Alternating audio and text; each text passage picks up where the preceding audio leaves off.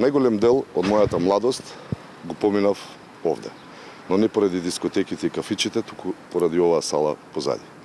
Јас сум дете на работнички. Тука ги направив првите надпревари, станав првотимец, станав репрезентативец, станав интернационалец, но секогаш ќе се поистоветувам со овој клуб. Овој храм позади нас заслужува да биде модернизиран и да биде налик оние кои што ги имаат во Европа. Затоа што тоа е неговото место и таа атмосфера треба да ја краси оваа сала.